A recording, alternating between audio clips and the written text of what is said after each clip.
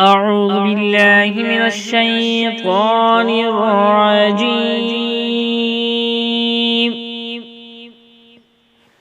بسم الله الرحمن الرحيم.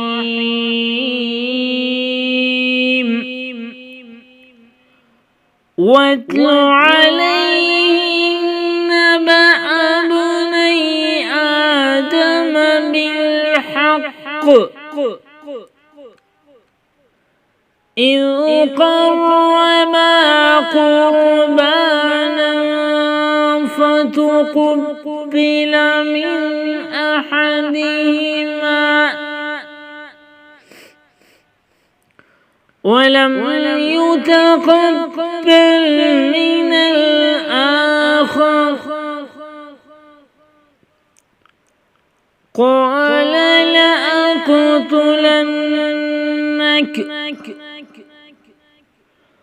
قال إنما يتقبل الله من المتقين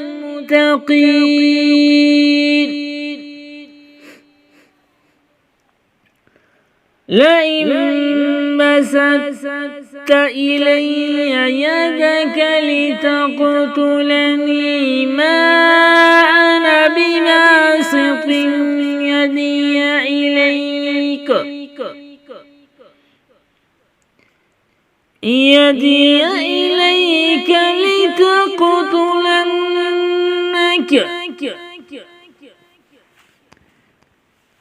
يدي إليك لأقتلك إني أخاف الله رب العالمين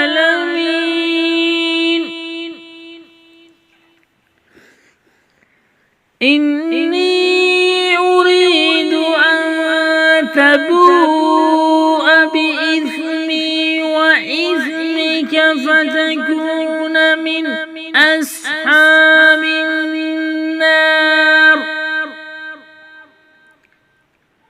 وذلك جزاء الظالمين.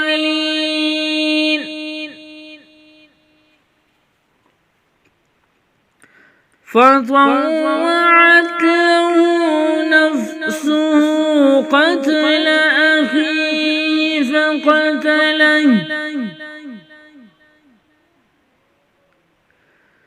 فقتله فأصبح من الخاسرين.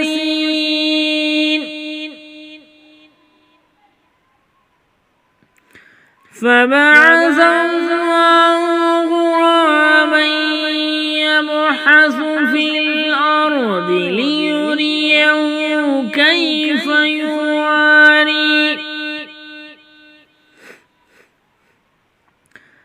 كيف يواري سوءة أخيه قال يا ويلتى أعجزت أن أكون مثل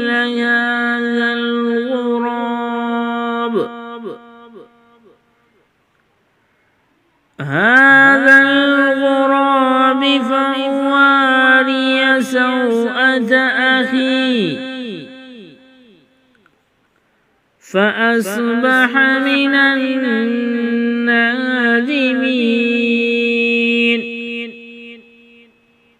صدق الله العظيم.